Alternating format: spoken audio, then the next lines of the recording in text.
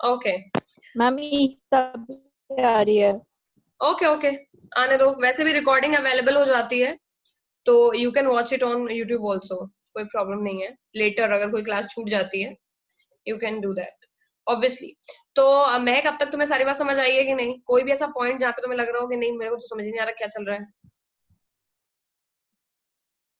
नहीं ma'am, scarcity तक सब समझ आ गया। स्कार्सिटी तक सब समझ आया है, क्योंकि बहुत जरूरी है एक चीज। आगे हम्म। फिर ये प्रोडक्शन और कंज्यूमर इक्विलिब्रियम में रो दोगे तुम लोग, उल्टा लटक जाओगे अगर अभी समझ नहीं आया तो। समझ गए? तो चलो आगे का फंडा फिर ये है कि आप सार्थक मेरे को ये बोल रहे हैं कि मैम आप ये बताओ, पिछले 1 घंटे से आप यही एग्जाम्पल दिए जा रहे हो, कभी मेरा एग्जाम्पल देते हो, कभी सोसाइटी का एग्जाम्पल देते हो। आखिर पढ़ना क्या है? अपने बारे में पढ़ूं वो इकोनॉमिक्स है, कि सोसाइटी के बारे में पढ़ूं वो इकोनॉमिक्स है? तो जब मैं पढ़ने बैठूंगा इकोनॉमिक्स, तो मेरे को अपनी स्टडी करनी है या पूरी सोसाइटी की स्टडी करनी है? तो हम तुमसे ये बोलेंगे बेटा, 11th में तुमको अपनी स्टडी करनी है, 12th में तुमको सोसाइटी की स्टडी करनी है। तो इसीलिए इकोनॉमिक्स को 2 ब्रांच में डिवाइड किया गया है। एक का नाम है माइक्रो, दूसरे का नाम है मैक्रो। समझ रहे हो? अब इंग्लिश का टर्म है स्मॉल सबको स्केल पता एंड होगा। Large scale. हाँ बेटा, small scale and large scale. Yes. आप इसको भी, अगर इसमें भी कभी कंफ्यूज होते हो तो इसमें भी शॉर्टकट है। यहाँ आई लगा है, आई का मतलब होता है इंडिविजुअल। एम एम तो दोनों में कॉमन है, बगल वाला लेटर देख लो। इसमें आई लगा है इंडिविजुअल, इसमें ए लगा, ए फॉर ऑल। आप कभी नहीं भूलोगे।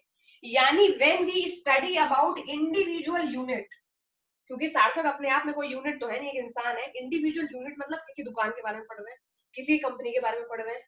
जैसे महक ने खरीद लिया मस्त समोसे की एक दुकान, चल रही है। पहले दिन 5,000 रुपए के समोसे इसने बेचे, अगले दिन 50,000 रुपए के समोसे बेचे। अब इकोनॉमिक्स पढ़ने वाले लोग पागल हैं कि ऐसी तो ये कौन सी टेक्निक लगा रही, कंज्यूमर इक्विलिब्रियम, डिमांड इतना कितना बढ़ रहा है इसका।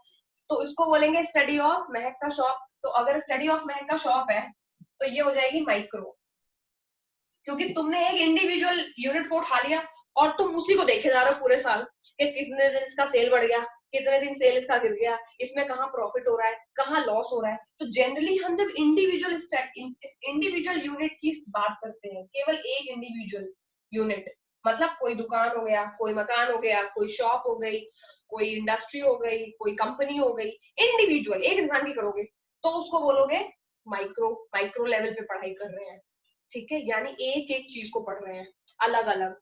फिर क्या भाई? तो इसका और क्या मतलब होता है? इसका मतलब होता है कि तुम अगर एक इंडिविजुअल को पढ़ रहे हो तो तुम्हें फिर दुनियादारी से कोई मतलब नहीं है। समझ गए? जैसा तुम लोगों का हो जाता है रिलेशनशिप में हाल, कि जिस इंसान के पल्ले बंध गए उसके बारे में पीएचडी कर ली, पूरी दुनिया से कोई आइडिया नहीं है, ये वही हालत है। तो इसमें एक इंडिविजुअल यूनिट को पकड़ लेना है, उसके ऊपर पीएचडी कर लेनी है, वो है माइक्रो लेवल। कि जो चीज पता लगी उसमें सब पता है उसके बारे में, सब कुछ पता रहता है उसके बारे में, तो यही है माइक्रो लेवल। लेकिन अगर मैक्रो में खड़े होते तो तुम्हारा जो ध्यान होता वो परिवार में सब लोगों की तरफ बढ़ रहा होता। थोड़े 5 मिनट मम्मी से बात करनी है, 10 मिनट पापा से बात करनी है, 10-15 मिनट छोटी बहन को पढ़ाना है, तो वो टाइम मैक्रो हो जाता। क्योंकि 15-20-25 मिनट में सबके बारे में पीएचडी थोड़ी ना कर लोगे तुम। पीएचडी तो एक इंसान के बारे में एक ही टाइम पे की जा सकती है। अब अगेन ये कितना कॉमन सेंस का कॉन्सेप्ट है। माइक्रो हमें ये बताता है कि किसी भी चीज को अगर हमें डिटेल पढ़ना है तो वो अपने आप में एक ब्रांच है। अगर ऊपर ऊपर काम चलाना है तो मैक्रो पढ़ लो कि सारे कॉन्सेप्ट पता है लेकिन सबके बारे में जनरल कॉन्सेप्ट पता है, जब उस पे आएंगे तो और क्लियर हो जाएगा। लेकिन अगर माइक्रो की केवल बात की जाए तो किसी एक टॉपिक के बारे में अगर डिटेल पढ़ना है तो वो अपनी गलत ब्रांच है। तो वो हम उसमें पढ़ते हैं 11th में। जैसे जब घर में सब लोग रहते हैं, सब लोग, तो तुम लोगों का बिहेवियर कुछ अलग ही होता है। तो जब घर में सब लोग प्रेजेंट होते हैं, फॉर एग्जाम्पल अगर मैं और सर कभी तुम लोग के घर आ जाए, तो तुम लोगों को ऐसा लगे दुनिया के सबसे अच्छे बच्चे बन जाते हो उस दिन। वो मैक्रो लेवल स्टडी है। समझ गए? तो बोलोगे मैम मैक्रो लेवल स्टडी में हम जब सबकी पढ़ाई कर रहे हैं तो हमें माइक्रो पढ़ने की जरूरत क्या है? ये मैं इस सवाल का जवाब दे रही हूँ। तो पहले मैं ये बताऊंगी कि मैक्रो क्यों पढ़ते हैं, फिर मैं ये बताऊंगी कि माइक्रो क्यों पढ़ रहे हैं। तो मैक्रो का मतलब ये है कि फॉर एग्जाम्पल मान लो हम सारे आईएलसी के टीचर पहुंच गए किसी दिन ये था घर, ठीक है? अब ये था yes sir, good evening sir, yes ma'am, वो मैम, ला के पानी और चाय नाश्ता दिए जा रही है हम लोग को। हमने क्या निकाला? ये तो कितनी अच्छी लड़की है, हे भगवान अभी तक कहाँ थी है। तो ये मैक्रो लेवल स्टडी का हमारा रिजल्ट आया। लेकिन एक दिन घर से सारे लोग चले गए, ईता के पेरेंट्स भी चले गए, ठीक है? और हम लोग भी घर में नहीं है। तब ईता जो बिहेव कर रही है वो ईता का रियल कैरेक्टर है। लेकिन वो मेरे को जनरल स्टडी में दिखाई नहीं पड़ेगा, क्योंकि जनरल स्टडी में सारी चीजें इन्वॉल्व है। हम लोग फॉर्मल घर में रिश्ता, रिलेशन में इशिता के घर गए, सॉरी सॉरी नेम। लेकिन अगर कोई इंसान इसको स्टॉक कर रहा हो, पूरा दिन रात इसके ऊपर पीएचडी कर रहा हो, तो वो जरूर बता देगा कि मैम आपको लग रहा है नाश्ता ला रही है, अच्छी है, लेकिन ये इतनी अच्छी है नहीं। तो उसने क्या कर रखी है, माइक्रो लेवल स्टडी कर रखी है, ताकि इसलिए वो बता रहा है। तो हम माइक्रो इसीलिए कर लेते हैं क्योंकि मैक्रो के रिजल्ट कभी कभी गड़बड़ भी हो सकते हैं। किसको बात समझ आ गई?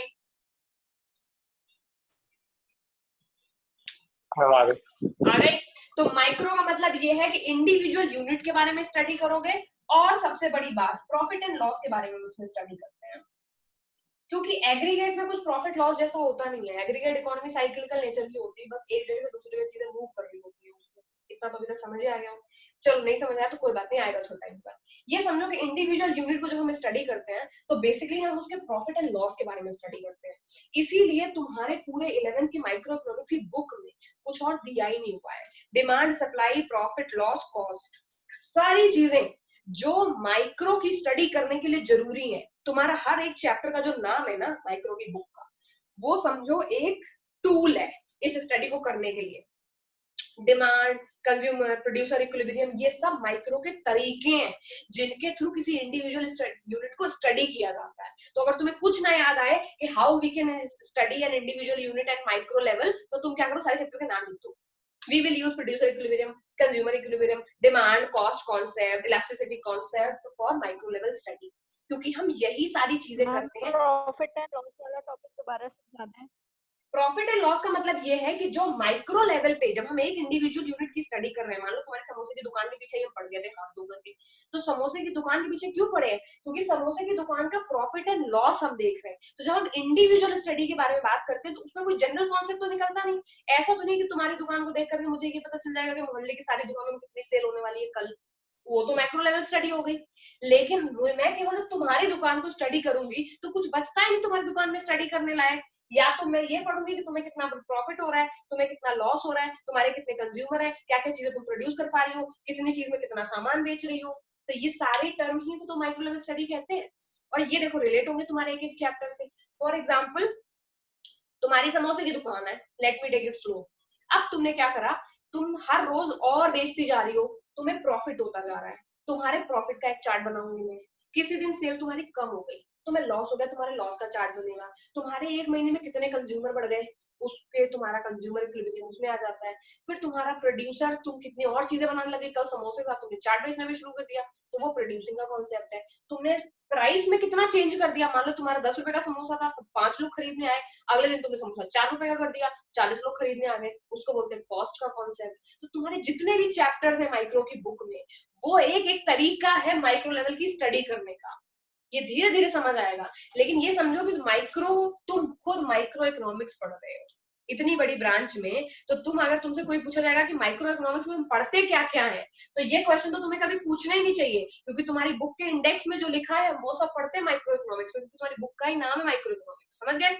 तो तुम्हारी बुक में जितने चैप्टर है वो टॉपिक पढ़े जाते हैं माइक्रो इकोनॉमिक्स में।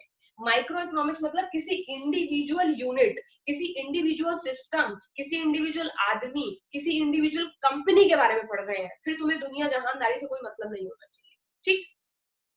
उसके अलावा अगर हमें माइक्रो इकोनॉमिक्स, अभी एक चीज इसमें और बचती है, सिंस इसमें हम मोस्टली प्रॉफिट एंड लॉस के बारे में पढ़ते हैं, इसको हम बोलते हैं प्राइस थ्योरी। क्यों बोलते हैं? ये जब हम कॉस्ट चैप्टर पढ़ेंगे तब मैं तुम्हें ये बताऊंगी, वहां पे तुम अच्छा रिलेट कर पाओगे। अभी डे 1 है, I don't want to scare you, but ये समझ जाओ कि सिंस इसमें तुम P for profit, B for price, इतना तो रटना ही पड़ेगा डे 1 के हिसाब से। सिंस इसमें हम प्रॉफिट एंड लॉस की बात करते हैं, इस वाली थ्योरी को हम प्राइस थ्योरी कहते हैं। तो कुल मिलाकर के बोलोगे मैम ये तो थोड़ा सेल्फिश जैसा काम लग रहा है कि माइक्रो मतलब अपनी स्टडी कर रहे हैं तो केवल नफा और नुकसान ही पढ़ रहे हैं और कुछ पढ़ ही नहीं रहे। सही बात है।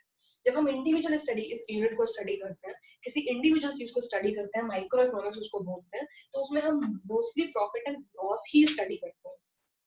क्योंकि इंडिविजुअल यूनिट का प्रॉफिट होते होते ही जब ढेर सारे इंडिविजुअल यूनिट को इकट्ठा कर दिया जाएगा, तब वो मैक्रो लेवल पे पूरा कंट्री का इनकम या कंट्री का प्रॉफिट में कन्वर्ट हो जाती है। तो इसलिए मैक्रो में कोई भी चीज लॉस में नहीं पड़ना चाहेगा आदमी, और अगर लॉस भी हो रहा होगा तो ये जानना चाहेगा कि लॉस क्यों हो रहा होगा। पूरी इकोनॉमी में भले ही 5-6 सेक्टर गिर रहे हो, जैसे आज की डेट में कोरोना की वजह से दवाइयां खूब बिक रही हैं, लेकिन कार और ये सारी चीजें कोई खरीद नहीं रहा है। तो पूरे मैक्रो लेवल पे यानी कंट्री के लेवल पे तो ये पॉसिबल है कि एक सेक्टर अच्छा परफॉर्म कर रहा है दवाओं का, और कार का सेक्टर बुरा परफॉर्म कर रहा है क्योंकि कोरोना है। बट इंडिविजुअल लेवल पे कोई भी लॉस के केस में नहीं जाना चाहेगा, क्योंकि बड़ी जो कंट्री है उसमें प्रॉफिट हो या लॉस हो वो कहीं ना कहीं बैलेंस हो जाता है, क्योंकि वो पूरी कंट्री की स्टडी चल रही है। लेकिन इंडिविजुअल यूनिट की जब हम स्टडी करते हैं तो लोग उसमें हमेशा प्रॉफिट चाहते हैं, वो भले ही ना, लेकिन चाहते हैं। तो मेजर जो कॉन्सेप्ट जो हम जिससे डील करते हैं, तो हम कोशिश करते हैं कि हम इंडिविजुअल यूनिट की प्रॉफिट एंड लॉस के बारे में पढ़ें। और इसीलिए इस वजह से इसका नाम प्राइस थ्योरी पड़ा हुआ है, क्योंकि बेसिकली डिमांड सप्लाई या प्राइस के बारे में डील करती है। किसी को ये बात समझ नहीं आई? तो इसके आउटकम क्या होंगे? तो बोलो अगर मैं मैम सब पढ़ लूंगा तो इससे क्या निकलेगा? सिंपल, पूरे महीने समोसे बेचे तो एंड में क्या निकलेगी? पूरे महीने की इनकम। तो अगर मैं ये कह दूं इंडिविजुअल इनकम एक माइक्रो कॉन्सेप्ट है, तो क्या ये है?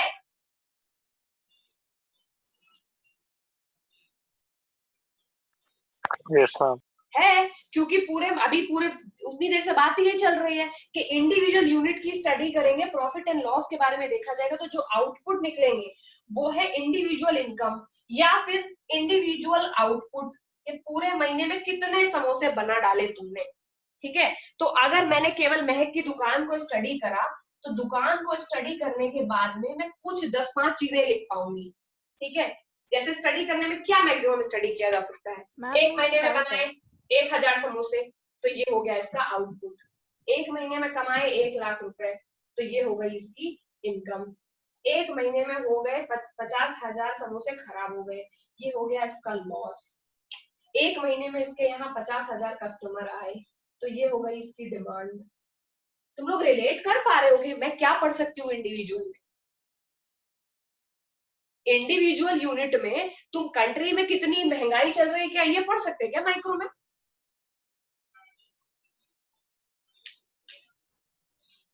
बताओ महक, पूरी कंट्री में कितनी महंगाई चल रही है पढ़ सकते हैं क्या माइक्रो में?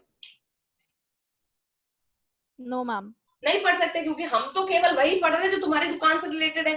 तो बहुत इजीली तुम्हें ये समझ में आ जाएगा कि माइक्रो एम के बाद आई मतलब इंडिविजुअल, और इंडिविजुअल में केवल यही चीजें पढ़ी जा सकती, कितना इनकम हुआ, कितनी लॉस हुई, कितनी डिमांड आई, कितना आउटपुट हुआ।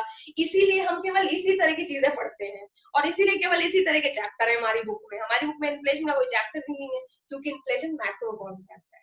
ठीक, चलो इतनी बात तुम लोगों को समझ आ गई। अब इसके ऑपोजिट अगर मैं तुम्हें बोलूं कि मैक्रो में क्या स्टडी करना चाहोगे? मैम एक डाउट है।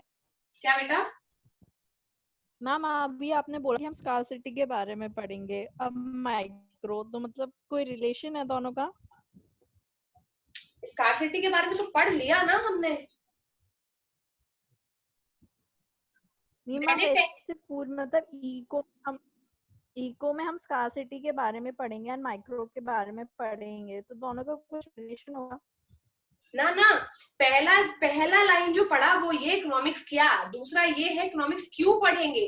तो इकोनॉमिक्स इसलिए पढ़ेंगे क्योंकि स्कार्सिटी है रिसोर्सेज की, इसीलिए इकोनॉमिक्स पढ़ेंगे।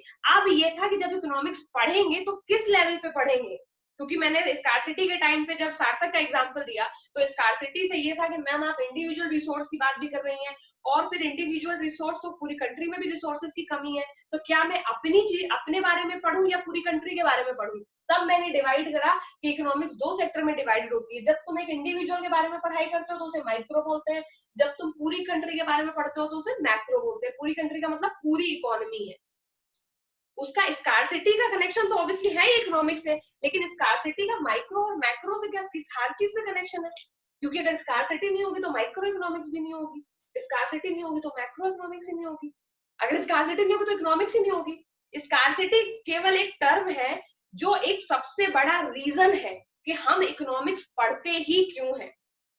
तो इससे ज्यादा तुम्हारे सिलेबस में नहीं आएगा स्कार्सिटी से, क्योंकि स्कार्सिटी केवल एक टर्म है, अपने आप में स्कार्सिटी का कोई लॉ नहीं होता है। There is no law of scarcity, या उसके ऊपर कोई टेबल बन सकती हो, समझ रहे हो महक?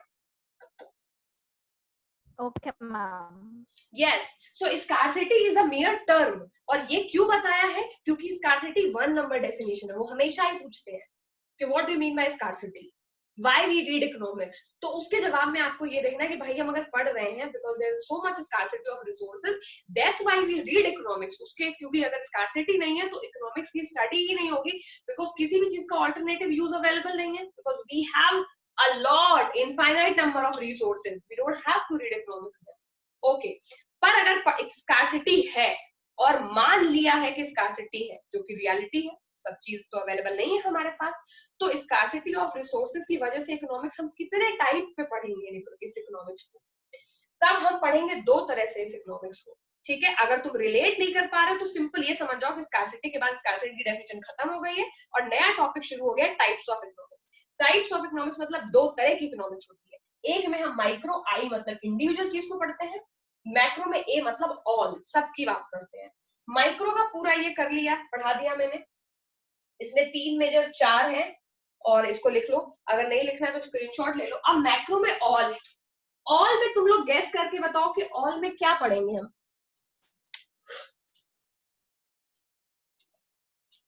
कोई ऐसा टर्म जो तुमने कभी न्यूज में सुना हो, कोई ऐसी चीज जो दिमाग में आ रही हो कि इंडिविजुअल में तो इतना क्या पढ़ सकते हैं?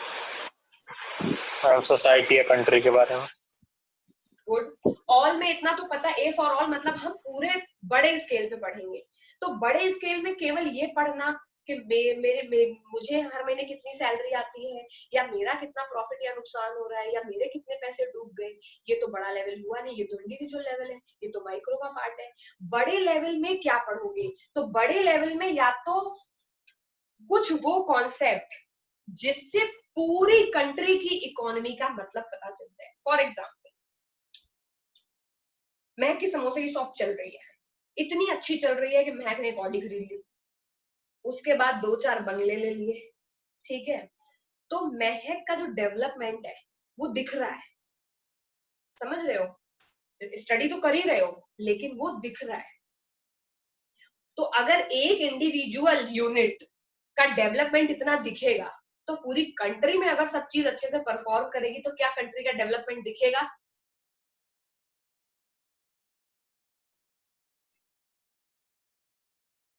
अरे बोलो भाई। नो मैम, क्यों नहीं दिखेगा कंट्री का डेवलपमेंट? तुम यूएस में और इंडिया में डिफरेंस नहीं इंडिविजुअल का दिखता नहीं क्या? मैम। मैम मैं ये बोल रही हूँ, इंडिविजुअल का डेवलपमेंट थोड़ी देखा जाएगा। What do you mean by individual का डेवलपमेंट नहीं देखा जाएगा?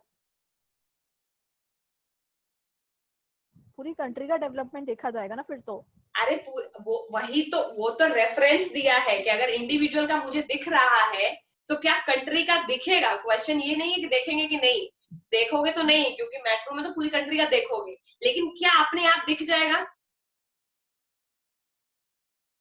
अगर मेरी कंट्री बहुत अच्छा परफॉर्म कर रही है, मेरी कंट्री में सब चीजें बहुत अच्छे से डेवलप हो रही है, तो क्या मेरी कंट्री का डेवलपमेंट सबको दिखेगा जिस तरह तुम्हारे बंगले और गाड़ी सबको दिख रहे हैं? Yes ma'am. दिखेगा, ऑब्वियसली दिखेगा। और दिखता है तभी तो कुछ कंट्री को गरीब कंट्री, कुछ कंट्री को अमीर कंट्री बोला जाता है। यूएस को डेवलप कंट्री क्यों बोला जाता है? हाईवे बड़े बड़े हैं, प्रोडक्शन यूनिट्स बड़ी बड़ी हैं, फार्म बड़े बड़े हैं, वहां के सरकारी जो गवर्नमेंट ऑफिस है वो भी इतने सुंदर बने हुए हैं, क्योंकि डेवलपमेंट दिखता है, जिसको हिंदी में बोलते हैं पैसा बोलता है, वो वाला हालत है।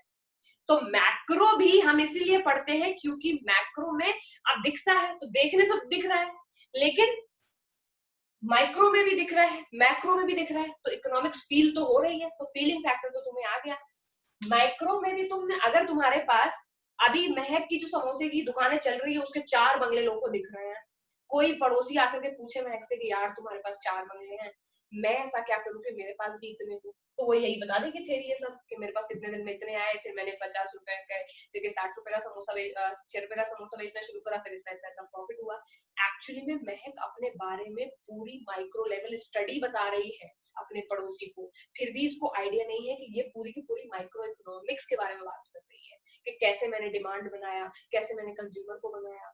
तो ये लेवल की स्टडी है। वैसे ही जब इंडियन जाएंगे यूएस वाले के पास में कि सर आपके यहाँ तो कितना डेवलपमेंट दिख रहा है, हमारे यहाँ तो नहीं है, अब बताइए कि हम क्या करें, हम कैसे डेवलप होंगे। तो ये इंडिविजुअल है तो कॉपी करना आसान है। क्या यूएस को देख करके इंडिया कोई चीज कॉपी कर सकता है, पूरा कंट्री? ये तो वही बात हो गई कि एक बच्चे की कॉपी से दूसरा बच्चा तो नकल कर सकता है, क्या पूरी क्लास की कॉपी से नकल कर सकती है? परम्यूटेशन कॉम्बिनेशन प्लीज कोई यहाँ नहीं लगाएगा। मतलब कितना कॉम्प्लेक्स स्ट्रक्चर है ये कि महक के आइडिया को कॉपी करके उसका पड़ोसी भले ही बहुत अच्छा परफॉर्म कर जाए, बट मैक्रो लेवल की स्टडी इतनी इजी नहीं होती है कि माइक्रो लेवल की चीजों से वो सॉल्व हो सके। और यही रीजन है कि यहाँ प्रॉफिट लॉस देखोगे, वरना तुम तो हमसे बहस कर देते कि यहाँ प्रॉफिट लॉस देख रहे थे, यहाँ प्रॉफिट लॉस देखने में क्या बुरा है। पूरी कंट्री का प्रॉफिट लॉस उस तरह से कैलकुलेट करना जैसे एक यूनिट का कर रहे हैं, इतनी आसान बात नहीं है। इसीलिए यहाँ पर हम अलग चीजों की स्टडी करते हैं, प्रॉफिट एंड लॉस की नहीं करते, क्योंकि जो चीज इंडिविजुअल यूनिट के लिए इंसान टू इंसान पॉसिबल है, वो कंट्री टू कंट्री पॉसिबल नहीं है। वैसे कॉपी नहीं कर सकता है यूएस को इंडिया। तो फिर क्या चीजें देखी जाए? जब इंडिया वाले पहुंचे यूएस, महक वाला तो कॉन्सेप्ट समझ आ गया, इंडिया वाले यूएस पहुंचे कि सर आप तो इतने अमीर हैं, हम तो इतने गरीब, हम क्या करें? तो उन्होंने बोला कि कुछ स्टडीज हैं, इनको अगर आप करते रहेंगे तो आपको पता लगेगा कि आप डेवलपमेंट की तरफ जा रहे हैं या डेवलपमेंट की तरफ नहीं जा रहे हैं। जैसे महक का प्रॉफिट लॉस को देख के, उसके बंगले को देख के तुरंत आइडिया लग गया कि इसका माइक्रो यूनिट एकदम सही काम कर रहा है, मतलब माइक्रो इकोनॉमिक्स बेस्ट काम कर रही। वैसे ही आपको भले ही बड़ी बड़ी गाड़ियां तुरंत आपकी कंट्री में ना आए, लेकिन 3-4 ऐसे टर्म हैं, अगर वो अच्छा परफॉर्म कर रहे हैं, जैसे इन्फ्लेशन, एम्प्लॉयमेंट रेट, पॉपुलेशन, ठीक है, नेशनल इनकम, पूरी कंट्री की जो इनकम होती है, जीडीपी, ग्रॉस डोमेस्टिक, जीएनपी, ये टर्म है। तो बोले सर आप इन टर्म्स के बारे में स्टडी करना शुरू करिए। अगर आपके ये टर्म अच्छे काम कर रहे होंगे तो मतलब है कि मैक्रो आपका सही चल रहा है। अब रिलेट कैसे करें? बोला लेकिन मेरे पास तो कंपेयर करने के लिए कुछ नहीं है, मैं तो आसानी से अपना बंगला, अपना जो घर है महक के बंगले से कंपेयर कर पा रहा था। मुझे पता चल रहा था कि मैं गरीब हूँ, ये अमीर है, इसकी इनकम से अपनी इनकम कंपेयर कर लेता था, तुरंत मुझे पता चल जाता था कि मैं इससे गरीब हूँ। कंट्री में कैसे कंपेयर होगा? यही वाले टर्म कंपेयर किए जाते हैं। फॉर एग्जांपल इंडिया में इन्फ्लेशन रेट 4% चल रहा है, यूएस में यही रेट 10% चल रहा है, तो तुरंत लोगों को देख के पता चल जाएगा कि यूएस में महंगाई ज्यादा है, मतलब अननेसेसरी लोग पैसा मार्केट में डाल रहे हैं जिसकी जरूरत नहीं। हम बाद में देखेंगे, सेकंड लाइन किसी को समझ नहीं आएगी कैसे कंपेयर किया जा रहा है। ये देखो यहाँ पे एम्प्लॉयमेंट का रेट है, मान लो अनएम्प्लॉयमेंट रेट है, मान लो एम्प्लॉयमेंट की जगह अनएम्प्लॉयमेंट। अनएम्प्लॉयमेंट इंडिया में है 50%, यूएस में अनएम्प्लॉयमेंट है 5%। तो तुरंत देख के पता चल गया कि भाई इंडिया में 50% लोगों के पास नौकरी नहीं है, यूएस में 5% लोगों के पास नौकरी नहीं है, यानी ये ज्यादा डेवलप्ड है। वैसे ही पॉपुलेशन की बात, बोले सर हम तो 130 करोड़ हैं, वो बोलेंगे हम तो 30 करोड़ हैं, तो वो देख के पता चल गया कि ये इनके पास पॉपुलेशन ज्यादा है, यानी इनको ज्यादा रिसोर्स की जरूरत है, खाना भी इनको ज्यादा लगेगा, इनको सोने के लिए बिस्तर भी ज्यादा लगेंगे, तो पता चल गया कि इनको ज्यादा कमाना भी पड़ेगा। फिर उसके बाद नेशनल इनकम, बोलेंगे हमारी सर मान लो कि ट्रिलियन क्या समझ आएगा, मान लो कि तुम लोगों को 1 करोड़ है हमारी नेशनल इनकम फॉर रेफरेंस, वो बोले हमारी नेशनल इनकम 100 करोड़ है, तुरंत पता चल गया भाई हमारी इनकम तो कम है, इनकी तो ज्यादा है। तो ये टर्म है मैक्रो में, इन टर्म को हम स्टडी करते हैं जो कि हमें ऑल का एनालिसिस देते हैं, यानी ये सबके बारे में जनरल बात करते हैं। तो जब ये बता रहे हैं कि जनरली 50% लोग अनएम्प्लॉयड हैं, तो तुम केवल इतना ही बता सकते हो कि पूरी पॉपुलेशन में 50% लोगों के पास नौकरी नहीं है। तुम एक एक के ऊपर उंगली नहीं कर सकते कि इसके पास नहीं है, इसके पास नहीं है, इसके पास नहीं है, क्योंकि मैक्रो इतना डिटेल में जाता ही नहीं है। समझ रहे हो बात? Yes ma'am. Yes ma'am. तो मैक्रो का कॉन्सेप्ट ये है कि जब हम एग्रीगेट के बारे में बात करते हैं, ऑल के लिए इंग्लिश में एक और टर्म है, ए से ही है, इसको बोलते हैं एग्रीगेट। ये इकोनॉमिक्स का टर्म है, सीख लोगे तो अच्छा रहेगा।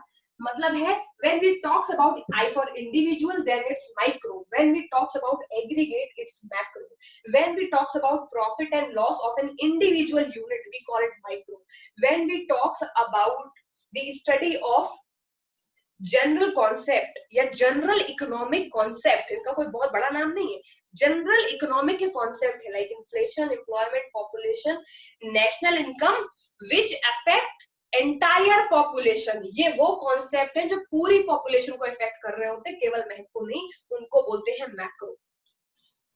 किस किस को ये बात समझ आ गई? और जहां पे ये है प्राइस थ्योरी, वहीं पर ये तीनों टर्म को स्क्रीनशॉट अब क्या लोगे, इसके जीडीपी जीएनपी साथ लगा लेना, ठीक है? या मैं इसको जो अलग ही कर देती हूँ क्योंकि फिर ऐसे तुम लोग खिचड़ी बन जाएगी दिमाग में। जहां पे स्टडी ऑफ इंडिविजुअल यूनिट, यहाँ पे लगा लो स्टडी ऑफ एग्रीगेट, ठीक? तो ये डिफरेंस हो जाएगा। यहाँ पे ये प्रॉफिट एंड लॉस की बात कर रहा है, यहाँ पे ये बात करता है एग्रीगेट डिमांड या सबकी डिमांड की, और एग्रीगेट सप्लाई यानी सबके सप्लाई की, या ऑल भी लगा सकते हो आप, तो सबकी, लेकिन एग्रीगेट ज्यादा फॉर्मल टर्म है इसलिए उन्होंने एग्रीगेट लगाया हुआ है। तीसरा यहाँ प्राइस की थ्योरी का बात करता है, इंडिविजुअल यूनिट पे हम प्राइस की स्टडी करते हैं, ये बात ठीक है, लेकिन ऑल के यूनिट में हम प्राइस की स्टडी ना करके हम हमेशा इनकम एंड एम्प्लॉयमेंट की बात करते हैं, क्योंकि income and employment better term है, ये बेटर टर्म है जो हमें मैक्रो लेवल की स्टडी में हेल्प कर सकते हैं। इंडिविजुअल स्टडी में बेस्ट तरीका है प्रॉफिट या लॉस देखने का, उसको देखोगे तो इंडिविजुअल यूनिट का इन एंड आउट सब पता चल जाता है, क्या लॉस में कितना परफॉर्म कर रही है, प्रॉफिट में कर रही है। लेकिन अगर तुम्हें कंट्री के लेवल पे देखना है तो तुम्हें उसका इनकम एंड एम्प्लॉयमेंट लेवल देखना पड़ता है, उसको देख करके तुम्हें ये समझ में आता है, ठीक है? इसके उसमें क्या कर सकते हैं, आउटपुट में क्या निकलेगा, यहाँ पे इंडिविजुअल इनकम है, इंडिविजुअल आउटपुट है, यहाँ पे नेशनल इनकम, नेशनल आउटपुट, क्योंकि पूरी कंट्री का देख रहे हैं, ठीक है? अब रही एग्जाम्पल की बात कि कौन कौन से कॉन्सेप्ट इसमें आते हैं, तो वो मैंने अभी बताए थे, कौन कौन से कॉन्सेप्ट इसमें आते हैं।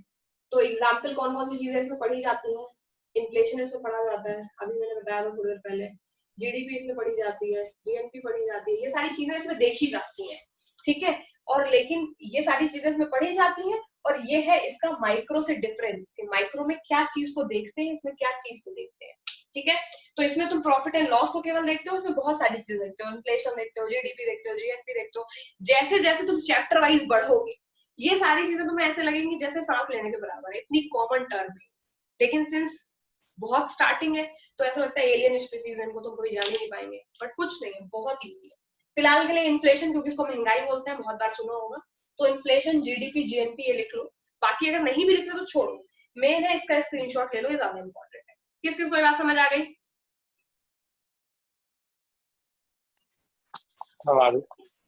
महक आ गई। ओके, तो आज के लिए बच्चों लोग इतना ही। I have a different, okay, so सबने लिख लिया है?